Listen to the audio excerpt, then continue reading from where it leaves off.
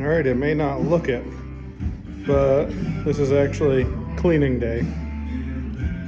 In any of the videos, if you remember, this corner over here had welders and a transmission and just a bunch of stuff. And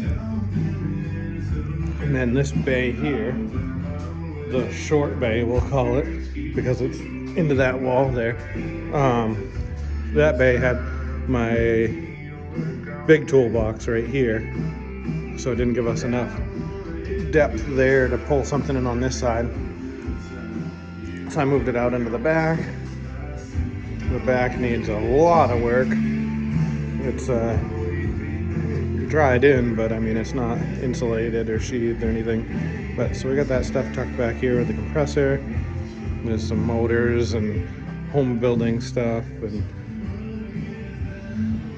whatever tucked in there. We're gonna clean the bench off. Once the bench is cleaned off, we'll move those hardware bins up onto it, and that toolbox will make its way out there eventually when it's cleaned off and organized and more of that stuff is cleaned. Maybe get some of the carpentry household stuff out of there, and then that toolbox can go back there. But yeah, so now with this, the rest of this stuff cleaned up, should be able to pull in 2 smaller jobs and get them done.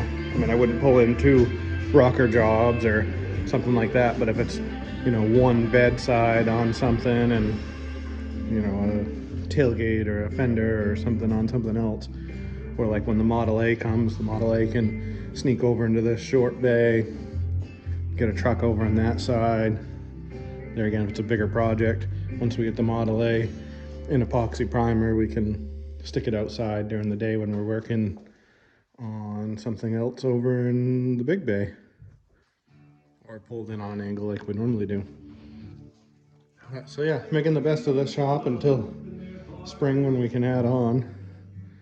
We're gonna go that way, so that window will be an opening to, this is a 24 by 34, but aside from having little paint mixing area and the little bar and shelves and everything, actual floor width, we wind up with about 20 foot from here to there, which, like I said, you can get 2 in here, but it's more comfortable to work on 1. So we're gonna double our space by going 20 that way and 34 that way. It's not going to be a shed roof like this. It's going to be full height walls. Actually, the floor is going to be probably about a foot lower than this floor, and then we're going to have, I believe, 10-foot walls. And then the way the roof is going to be structured, we should be able to have a full 10-foot door, or 2 10-foot doors or something. I'm not quite sure on that yet, but that'll give us 2 oversized bays or 4 smaller bays, or however you want to break it up, but it'll double our area. And that space over there will be even more usable than this space, because it'll be full wide open 20 by 34, not walls and, you know, furnaces and toolboxes and benches. It'll be, that one will be all wide open workable space. So excited for that. But just this little bit of cleaning and organizing is going to help for now. Spend another hour or 2 on this, and then get it swept back out and get 1 or 2 pulled in here, and we're off to return 1 that's finished, and we'll get another 1 or 2 going in here. Yep, no, hold the trigger for a couple seconds, and once it's bright, you'll see it with the helmet, so you can see what you're doing.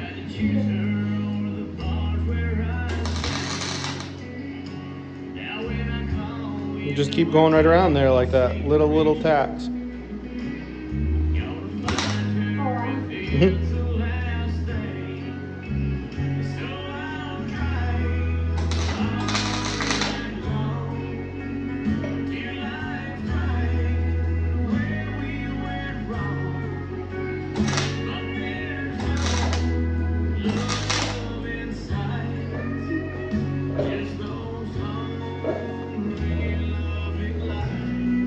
We already got the outside, so we're just getting inside more or less for strength.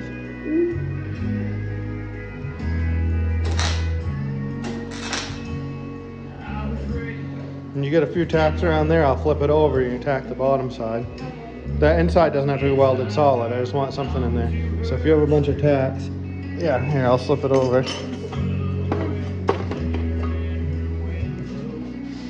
Go around that piece now.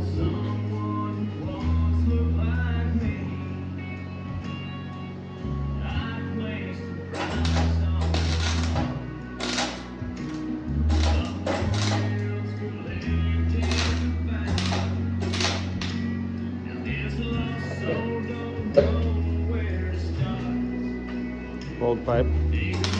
Go bye-bye.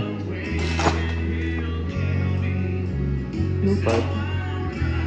But the new pipe had this cheap aluminum thing with a set screw to go on the pipe I didn't like. So we're making it solid.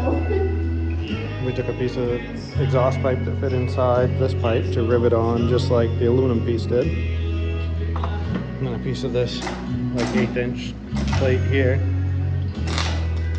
to make the end plate. Plasma cut it out, plasma cut the hole for the pipe, and now we're welding her together.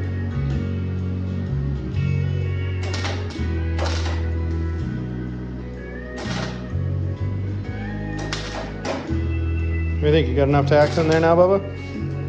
Right there. All right. I think right there. Move it a little more. Like that. Right there. Right there? Okay, I gotta hold it right there. Okay.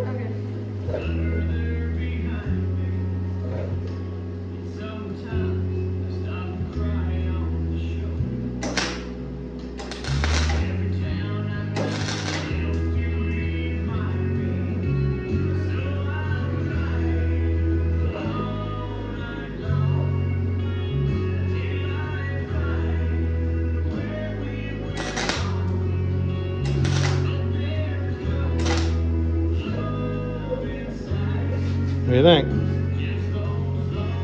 Good enough for a pit bike exhaust? A A little more?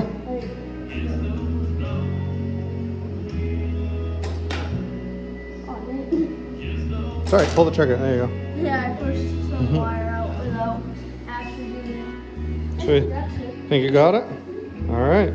Let's clean that up. We'll dust a little paint on there. You can see both doors. You can see that both doors need some work and some paint and some glass. But I can see the doors and use the doors. The long bay's open. The short bay's open. There's Bentley's little dirt bike exhaust project. This stuff's gonna go in the shed. Those can probably find their way to the shed. That stuff will go in the shed, or the OSB is actually gonna go up on that wall. There's our first piece right there. Only like 12 more, 14 more, something like that. But it'd be nice to have that cleaned up a little bit more. But it's nice to have that stuff, welders, toolbox, all that stuff back there and not out here taking up space. So still puttering, but a couple more things and I'll be able to at least pull some rigs in here for the night. And then next time we want to take a day for a little downtime, we'll clean a little more out here. And then when we want to take a weekend time out here, we'll get some plywood up, get some organizing done, some lights up. But there we have it for today. What are you doing now, Bentley? You still have the welding helmet on. You still have the welding helmet on. But you're putting it back on. That's all tight. Yeah, at least I'm trying to. The clamp that came with the kit did work. Oh, excuse me. Just wraps around there. Give it a little piece of rubber so it doesn't vibrate. Looks pretty good. That black and red looks good with the black on red with the bike there. Can't wait to see how it sounds, huh, kid? Yeah. I'm trying. Now I just need to get this bolt tight. Well, stay tuned. We'll fire it up in a minute. What are you doing? You gonna fire it up? Yep.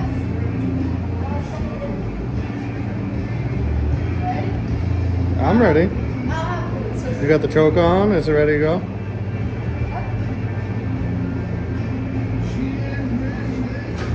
You still gotta let it warm up, remember?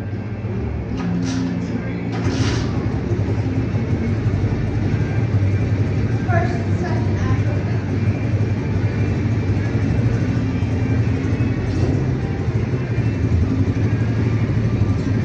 Can you already tell if it sounds different? Yeah. You can? It even like sounds like it's running better. Give it a little kawaka waka.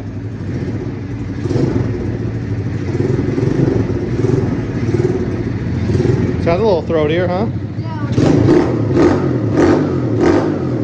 A lot throatier. The other one, the other costs for a muffler, we have to let one off and it's all loud. It does seem snappier, and I know that's probably weird from just an exhaust, but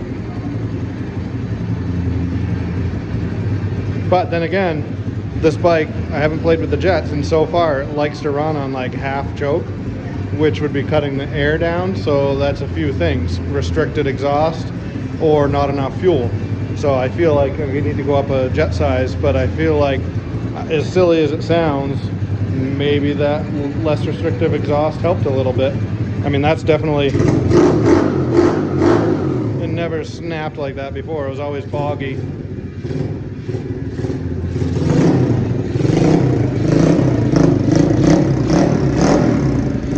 Sounds good, looks good. I mean, it was a cheapie that you just saw us modify, but it was modified for the better. Now we got a solid, yeah, excuse me, but let me sneak here. Let's see. Well, you can't see too much, but you can see what we did up there. Now this is all one piece like the factory and solid. And then, like I showed a minute ago, that stainless bracket up and around there. Sounds good, looks good. Bentley's happy. Daddy's happy. And I got practice welding. So I helped weld. Yeah, Bentley did a little more welding. Good day. Shop's cleaned up. Of course, now I gotta put this stuff away. Shop's cleaned up. Bike's done. Well, not done, but the exhaust is done. Now we can pull in a couple projects.